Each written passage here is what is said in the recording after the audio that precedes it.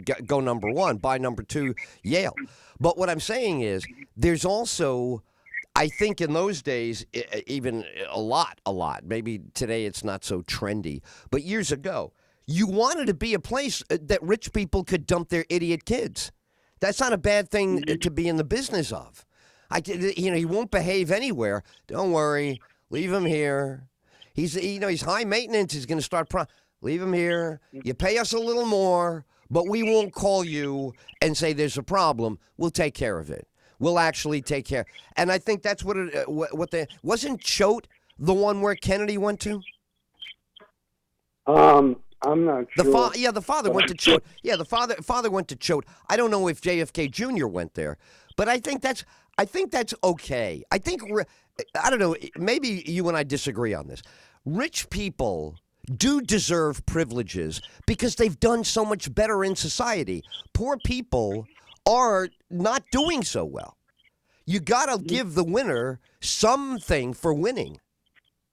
I mean, the money's got to be worth something. Yeah.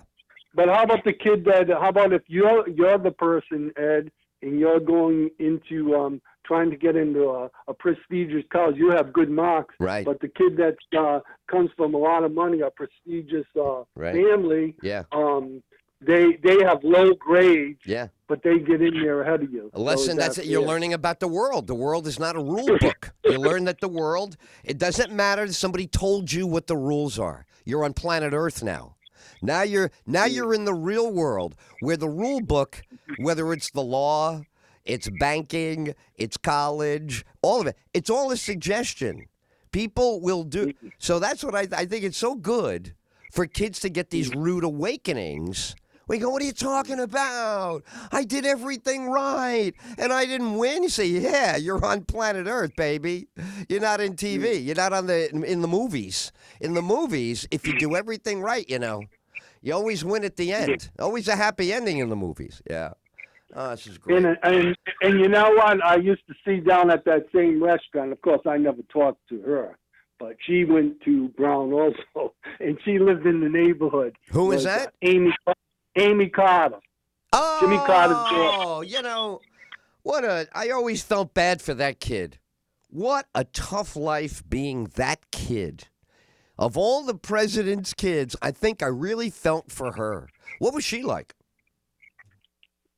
I never met her. I just seen her in the neighborhood. Right. Actually, I get. I don't know what it is. When I ask you what was she like, you don't want to tell me what her hair looked like, what clothes she had on, what shoes she had on. Oh yeah. Well, I don't understand why you don't do that. I'm getting a little.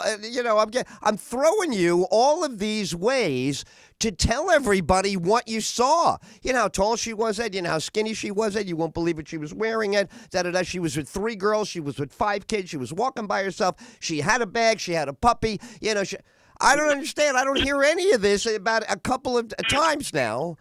Are you a little uncomfortable? I don't want to push you into details, but I'm trying to get the audience to see what you saw. You say, well, yeah, I just saw Marlon Brando. Then I went down the street and you say, well, hold on a second. What did Marlon Brando look? So I'm asking you to do the same thing. Amy Carter is a big name. Yeah. All right. I seen a girl that had red hair, had messy hair, dressed up in jeans and comfortable shirt, walking around, coming to the restaurant. How did you know she was Amy Carter? Because I knew what Amy Carter looked like, and I had heard in the neighborhood. I had heard that she was living on this particular street. Nice. Very nice. Well, I have to say, always a pleasure chatting. Amy Carter is a great way for us to wrap up. We did an hour on this. This is terrific. But Ed, I want you to really consider that Comedy Connection. We'll see. I'm going to be honest with you. I don't like the comedy club scene. It brings out the worst audiences. I'll tell you where we play. I'll tell you what we like to play. We like to play outdoor venues in the park, and we go on before sunset. Oh. That's our vibe. We don't like the club. We don't like the drinks. We don't like the waitresses. We don't like the park. We don't like any of it. It's all garbage. You know It's all what? it's You all know what? garbage. To me, that's all a bunch of drunks who are gonna heckle and they want to tell dick jokes. Pardon my language. It's all sex jokes. My girlfriend. Blah, blah, blah. We don't do any of that. So we're an adult crowd. We go for amphitheaters. You know what's great for us? We love public venues like the library, performing arts. And then we're good on an audience size, a couple of hundred max. We don't want 700 people there. That's not an intimate show for us. We like 100, 150. 150 is ideal. 150 people is ideal because you can get eye contact with them. You can meet with them after the show. But anyway, I'm always interested in what's going on up there. I have a lot of comedian friends. I bet they've already played. This comedy connection goes way back, right? Yeah, it goes back probably 10, 15 years now. I have a friend in New York who's also been in that business, owning comedy clubs about 30 years. They're the greatest people because they do entertain the tourists. And as you mentioned, you want to see Tracy Morgan, you want to see Jimmy Fallon. You want to see, what's his name there? Who's the big one now? Everybody's going to see. It's Aziz Ansari. You want to go see all these people, you gotta have a club circuit. But we're a little old for that. You know what I mean? Me and Bob, we'd rather play to 50-year-old people, 55-year-old people who don't want to go anywhere near a comedy club. They don't even want to go to any club, Yeah. All right, Ed, it was a pleasure talking with you. I don't have anything else to bring to the table, but I'd love to come back sometime and talk some more about some of the comedians through the 60s, 70s, and 80s. And actually, one of my favorites, I'm sure that you were familiar with him, and we could talk at another time, was Red Skelton. I remember oh, my God. Red Skelton in my household was everybody is in the room for the start of the show. You don't miss the beginning of the Red Skelton show. And you don't leave the Red Skelton show early because at the tail end of the show, he's going to do a monologue and Gertrude and Heathcliff. The guy's fantastic. All right, Bobby, always a pleasure. Thank you for the call today and all your great memories and experiences. Oh, man. Yeah. Oh, that comedy club scene, man. I admire, for some people, that's their bread and butter. I was looking at, who was it the other day? Joe DeVito. I love Joe DeVito. I worked with Joe DeVito, I don't know, 15, 16 years ago. I was on some show with him at some bar. And this guy is still hilarious. I mean, he's really funny. I see him on TV a lot. Great guy. So, he's one who toils in the fields of the comedy club. It's the comedy condo. It's the whole thing. It's a whole scene. And what Bobby is talking about, the golden years, too. Back in the day, this was old show business all the way. Great stuff. Great. All right, so we're good with that. I think we got a couple of more things on the your first band. We're talking about. I don't know. I don't have any of the notes in here, but that was a great hour. Whatever we were supposed to do, or whatever we were scheduled to do, I'm glad we didn't do it. I'm glad we had Bobby on to open us up today for our opening act. All right, so you want to, let's do a couple of things, and then we'll come back. EdTyll, EdTyll.com. Welcome aboard. How are you this, it's crazy. We had, you had it also, right? We had our afternoon rain at 10 o'clock this morning. Grew up working class in a place they call the Bronx. Learned on the corner about the school of hard knocks. Found out his rap could be his salvation. Well, now he's talking all across the nation. It's the EdTyll Show. It's the EdTyll Show. Come on, everybody. It's EdTyll. Now that you tuned him in, you know what I mean. People call him up, discussing every scene. him or hate him, he's gonna have his say. He's gonna speak his mind each and every day. It's the EdTyll Show. It's the EdTyll Show. Come on, everybody. It's EdTyll.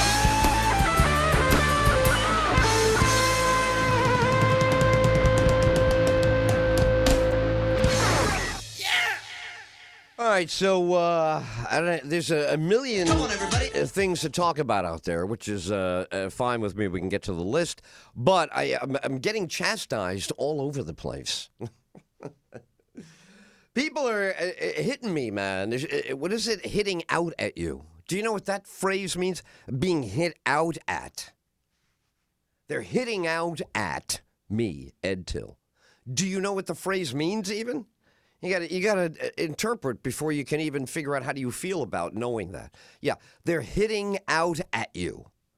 Hitting back is one thing I understand. That's retaliation. Hitting out means you're being criticized. So I'm being criticized on this air live every day, noon to 3. I'm here for you. You and I are having this great relationship, and we're having fun. How much fun have you had? Davis got us started with the podcast about a month and a half ago, whatever it was. And I just feel like we've had and we haven't even launched our syndication on AM, FM officially yet. We are being played on certain stations, which I love. They're using us right now, getting people used to us again. We're back in a market that we haven't been in since the 1990s, and we're having a ball. So here it is. Fun Town, USA, the EdTyll Show live.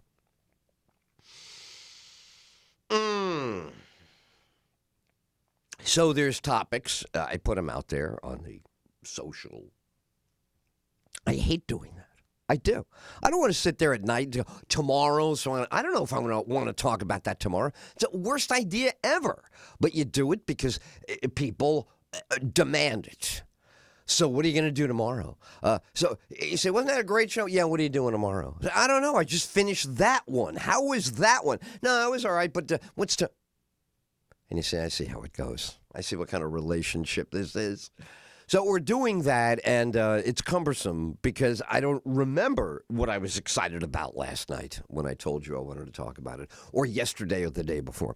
But I did get a couple of endorsements on what the topics are today, so let me try really hard. Who was your first band? That was the first topic. First band you went crazy for and wanted to see in person. You bought the album. You tried to get a ticket. You got the poster on the wall. Who was the first band that really made an impression on you? That's number one. That was the first one.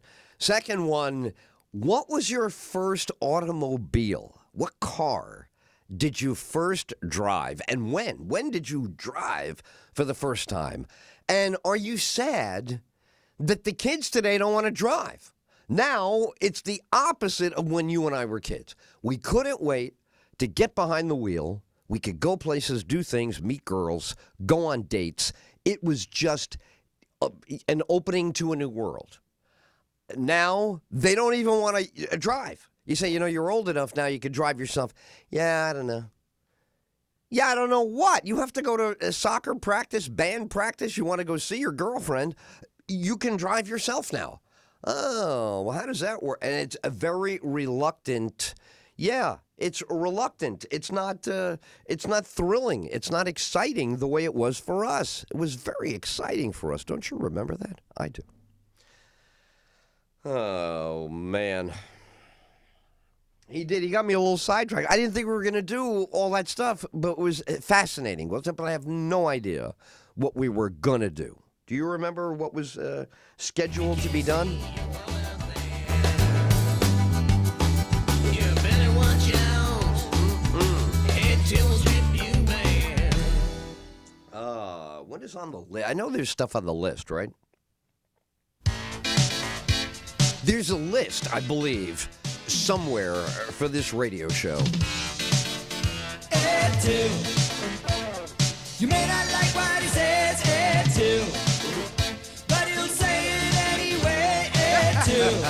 Guy. He's the baddest guy These around. people are hilarious. Yes, I think the answer would be yes. It would make sense to me. All the news and storylines, through all the main events. There's a voice in the wilderness, because you know it doesn't make any sense. The hell do you care? Just breathe slow. Slow breaths. Like what he says, EdTyll, but he'll say it anyway, EdTyll. He's the baddest guy in town, EdTyll. He's got the sharpest tongue around. Never looks for middle ground, and he's never on the fence. Sorting facts with a razor's edge, because you know it doesn't make any sense. brands. So the more that you guys hear or have to say, like, tell us. We'd love to know. From the voice on the radio. Said, quote, meetings with him veer off topic and off the rails. He engages in repetitive rants, and his impulsiveness results in Look at me getting a review Better watch out. from the New York Times. Oh no, they're talking about Donald Trump.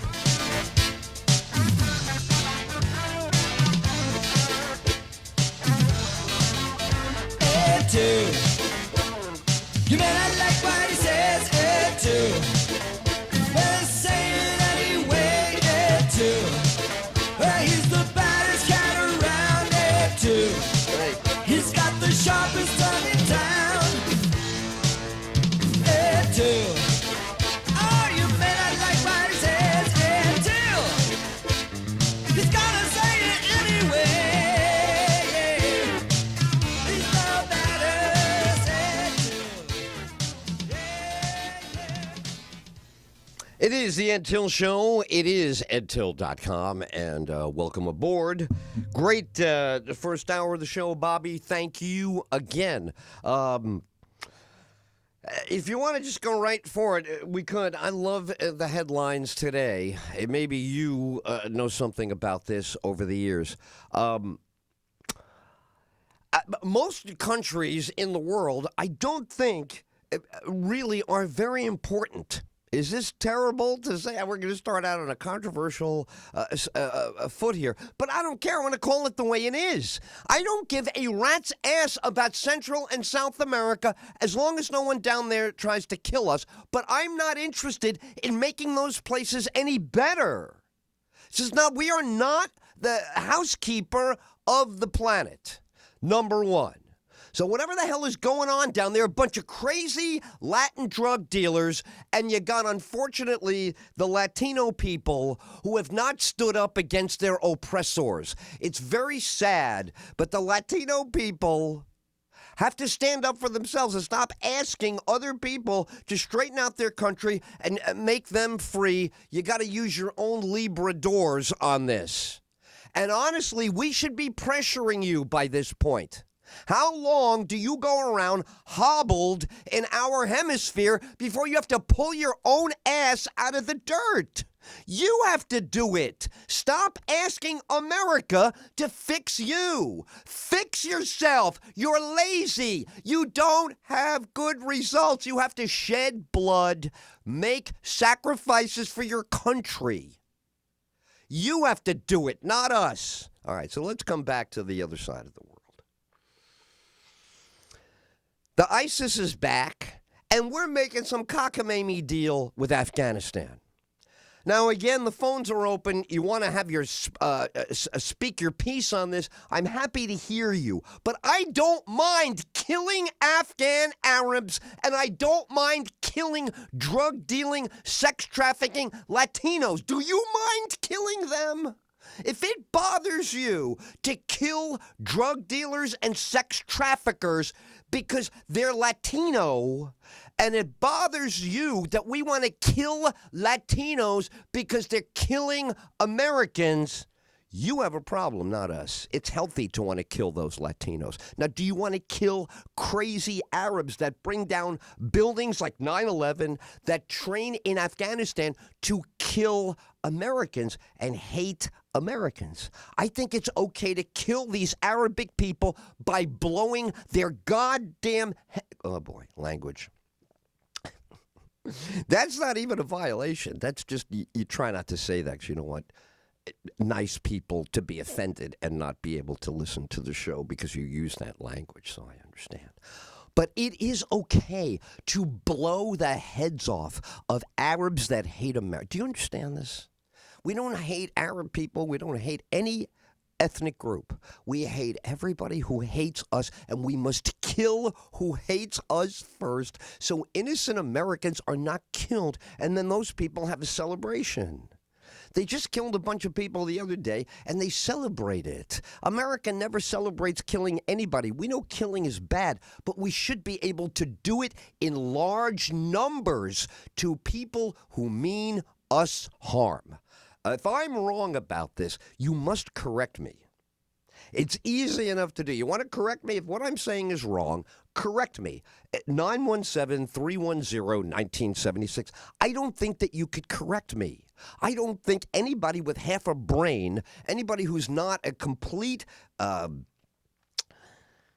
there are people who enjoy saying the opposite of every common sense thing because they don't have an original thought to contribute. So instead, they play with your thoughts. I get that. It's fine with me. What I'm saying is, don't get in the way when the rest of us want to kill people, deliberately kill them because they are hating on us. They're coming at us. They're telling us that they're coming at us, and they're telling us that they hate us. That should be enough to cut them down where they are, not wait for the battlefield. Go find their homes, go find their huts, go find their apartment complexes. You know, I'm sure some of them are hiding like Osama bin Laden on some little, big backyard with a wall. Wherever. Just go and let's do our duty. Our duty is to wipe them out so that our this morning I got the most beautiful Facebook post. I have a new friend who's an old friend in life, but she's a new friend on Facebook. And she's got an adorable kid. And her kid's always saying these things that are that make this mother go crazy. So she puts it on Facebook, and it is adorable. So I'm having this experience this morning where I'm enjoying this kid, and she's saying something adorable, and she is an adorable kid. It's an adorable mom. The whole thing is adorable. And I'm thinking, well, this is what makes the world go round. We want more of this. I don't want any more divorce. I don't want any more drugs. I don't want any more alcoholism. I don't want any more garbage, trash behavior, failed marriages, failed relationships. I don't want any more of those garbage people. Those are garbage people. They're going to drag every good person down with them because they're infinitely bad. And the good people, unfortunately, always want to help bad people. And what happens is they drain you out, and we wind up not having the protection that we should for the little ones, like my friend's daughter this morning. She's all sweet and adorable and tiny. And the only way she gets to grow up is if we go and kill all the bad Latinos, the bad Arabs. Not all Arabs are bad. Not all Latinos are bad. Drug dealing, South American, Central American, sex trafficking should all be gunned down and wiped out. You don't arrest those people, you gun them down. This is a liberation. It's like a war. You have to free the kids that are sex trafficked victims. You have to free the farmers that are being forced to do the marijuana and the fentanyl and they're all this is all by force, like a mafia. You've just got to go in and murder them all. You don't go in and go, "Ooh, there's the mafia guys. Arrest them." You go, those guys in that house are in the Cuban, Latino, Colombian, Guatemalan, Honduran mafia. This is all guns and drugs and money and prostitution. So go in and murder them. You say, well, can we? You say, yes, they're bad people. threatening innocent people. Murder them. What would you do if the Nazis were on the other side of the battle lines? What would you do? Say, oh, we'll push them back and go home? You would murder them. You have to murder Nazis. You don't say, I'm going to see what happens. They're declaring you their enemy. They are violently opposed to you. You must kill them. What are you, crazy? How are you going to protect your kid? How are you going to sleep at night? Yeah, this is, you got to go back to the Declaration and the Constitution. You have people who are your enemy. You have to do what the founders did. You cannot do what's being done. This is why he got elected. You have to be on the offense, hating on murdering your enemies at all times. There is no day when you don't have an enemy. You're America. They want what you have. You have food. You have comfort. You have safety. You have freedom. They want all of it. They must be murdered. That's all there is to it.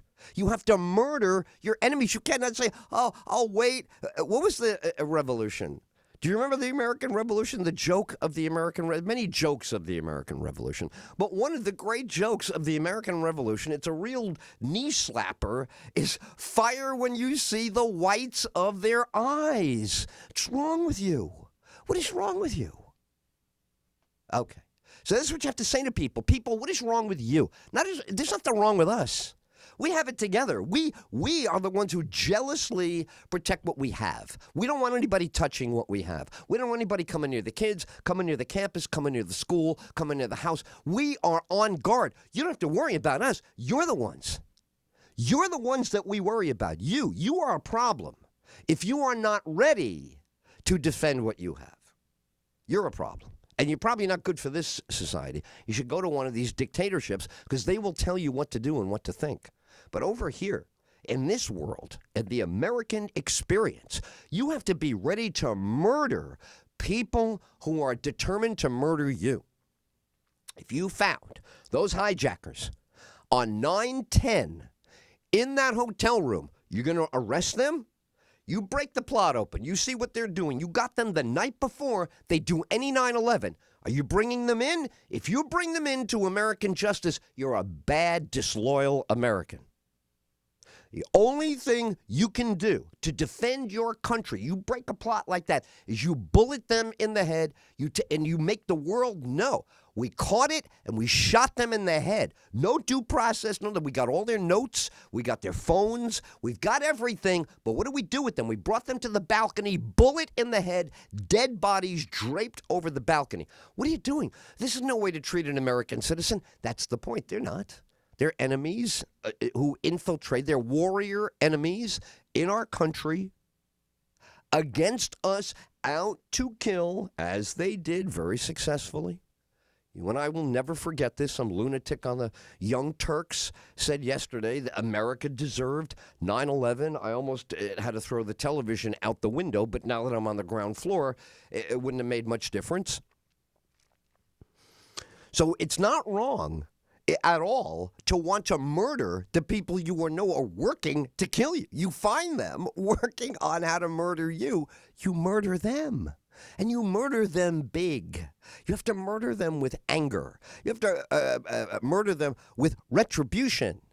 It's got to be an expression of how the American people do not only not deserve this, but all you have to do is try to kill us, and we will blow you off the face of the earth. Guess what's going to happen? Guess what happens from that? All good things. Nothing but good things happen after that. They're terrified of you. Everything is please, mother, may I? And then you get to be nice.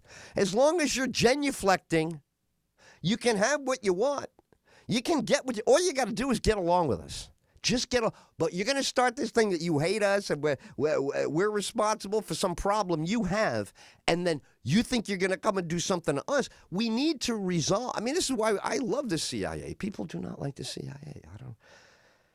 I don't know who these people are. They don't like the CIA. They don't like the military. They don't like the military intelligence. I love all of this. I love all kinds of ways to murder enemies where the world doesn't know you're murdering them at the moment. Then you get to announce that you did murder them, and you tell everybody this is what happens when you're an enemy of the United States. You get murdered.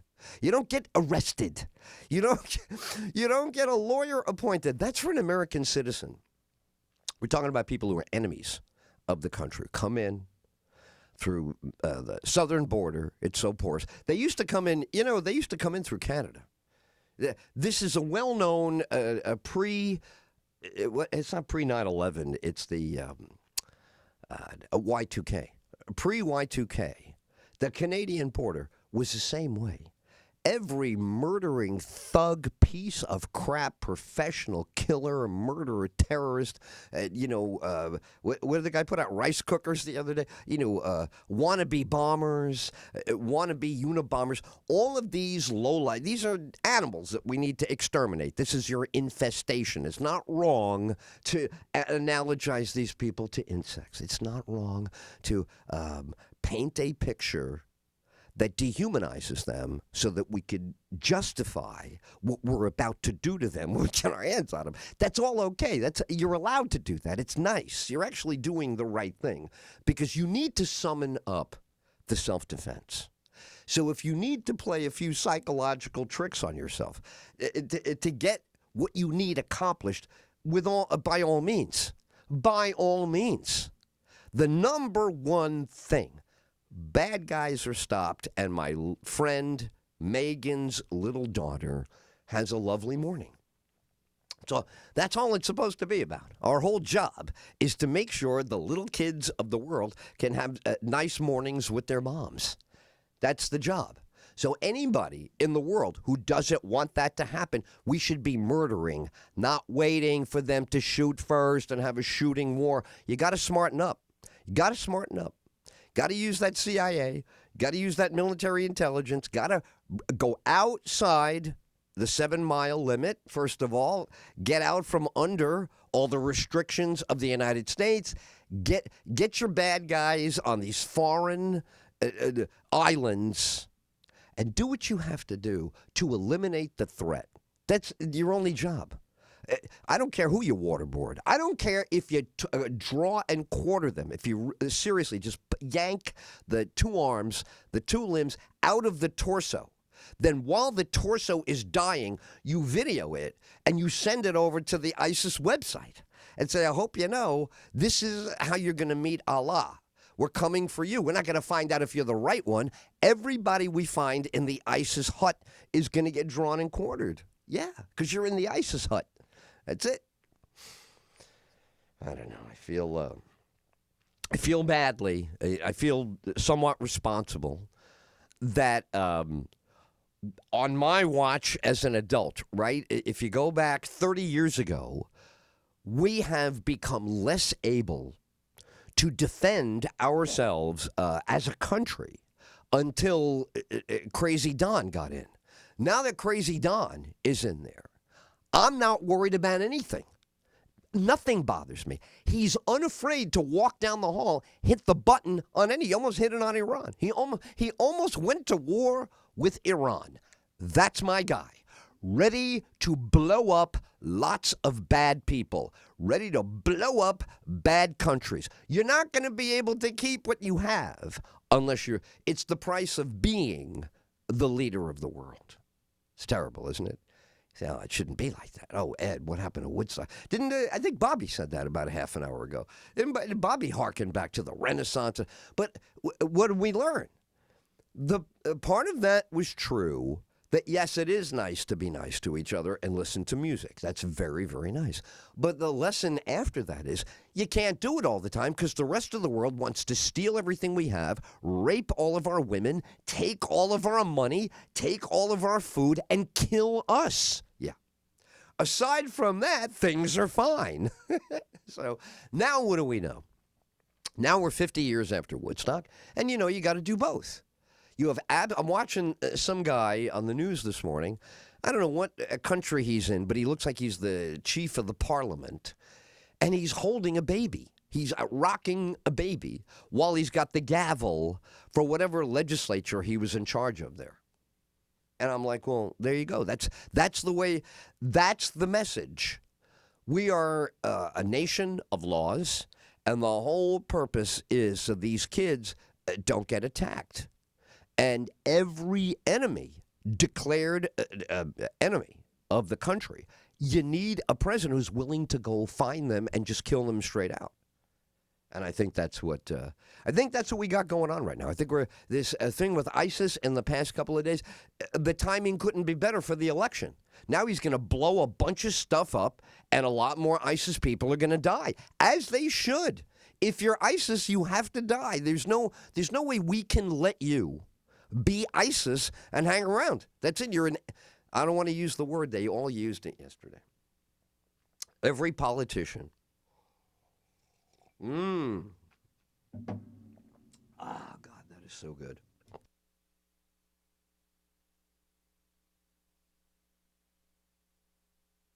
Every politician yesterday blurting out the words existential threat.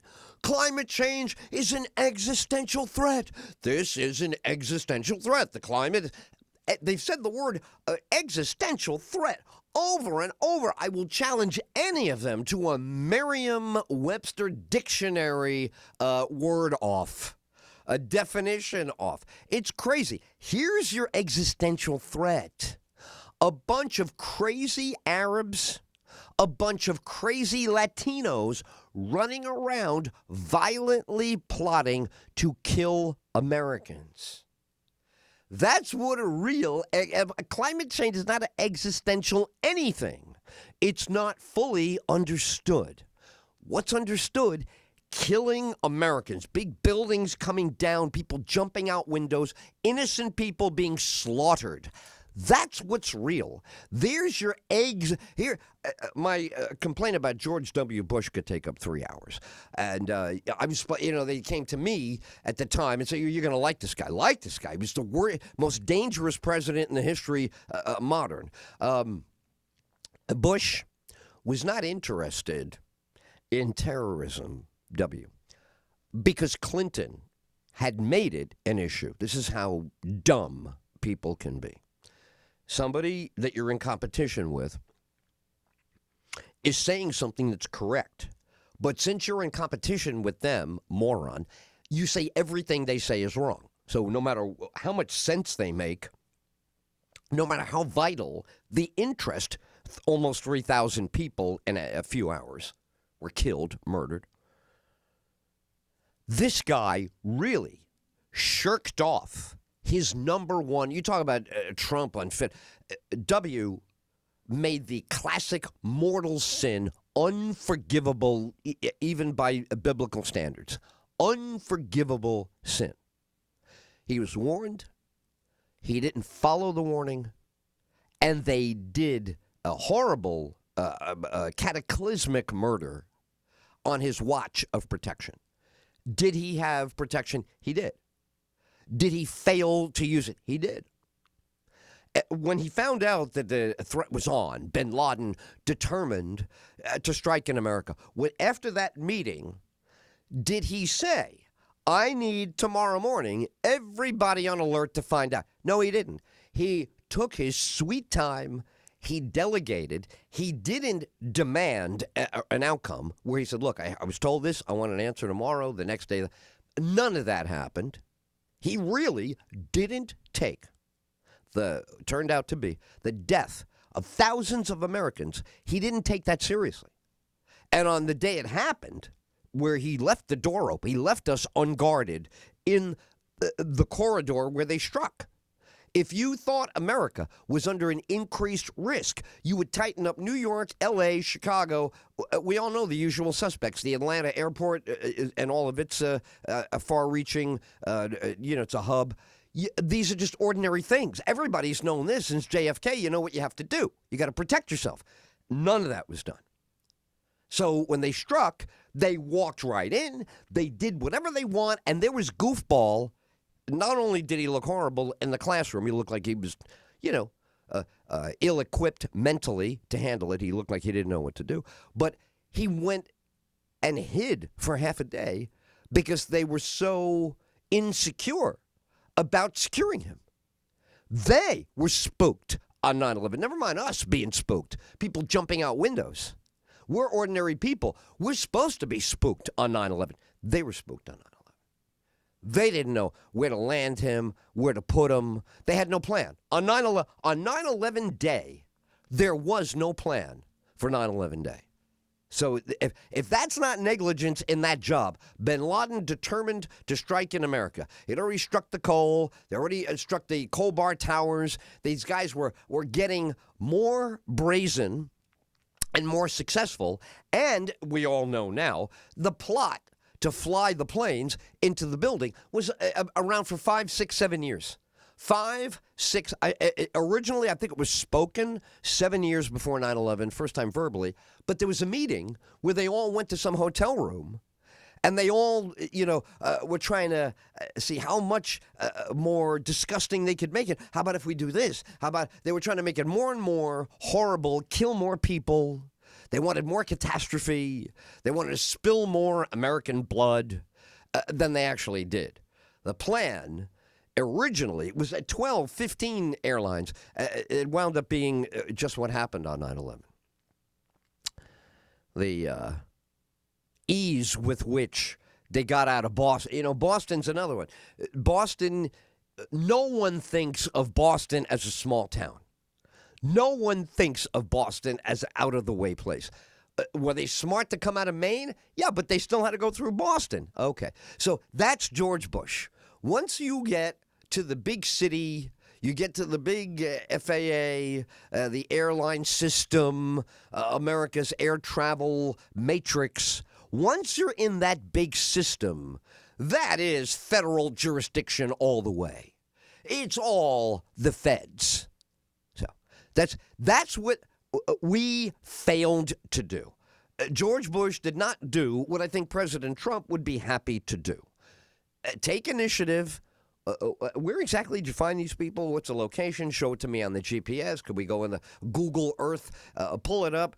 Is that it? Okay, so what's the deal? Can we take out 3 square blocks altogether? Well, this innocent people. Look, innocent people. We're talking about going halfway around the globe to go get people that are trying to kill us. Innocent, there are no innocent people. What are you talking about, innocent people? There's no innocent people. There's a gunfight going on right now. No innocent people in a gunfight. When there's a gunfight and you're not in the gunfight, you got to run for cover. And if you don't make it to cover, that's nobody's fault. The sheriff accidentally shoots you. He's trying to get Black Bart.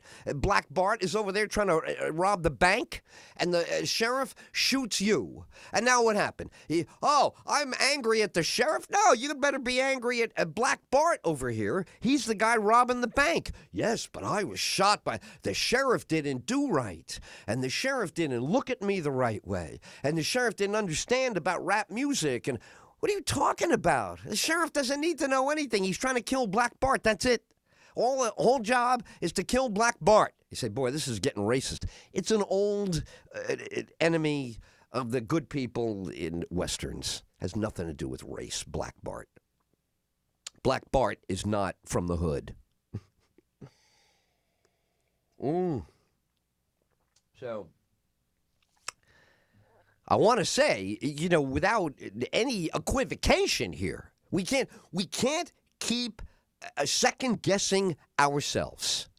There is absolutely no doubt that American voters who vote Democratic have a problem with Israel and have a soft spot for the Arab, Palestinian, sad sack, disgusting terrorism group. That's who it is. If you want to know who this woman was trying to visit, it was not her grandmother. Because if she wanted to see her grandmother, she would have gone to see her grandmother. Even the grandmother said that she was disappointed. I don't even understand that. If I was going to go see my Aunt Florence, then it was a big political thing. And then they said, all right, look, you can't go to Manhattan, but you can go to Connecticut to see your aunt. In Manhattan, we don't like what you're doing, but we certainly think that you could see your aunt. She's looking...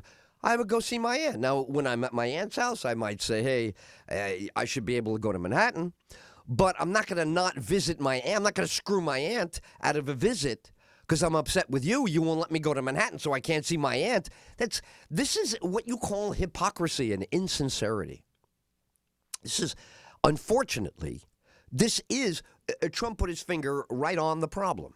This kind of self-hating thing American Jews have with Israel. They were always anti-Israel. They didn't like Moshe Dayan. They didn't like Menachem Begin. They didn't like anybody. All they've ever done in my life is say, Israel doesn't understand. Well, it's easy to say that when you're on the safety of American soil.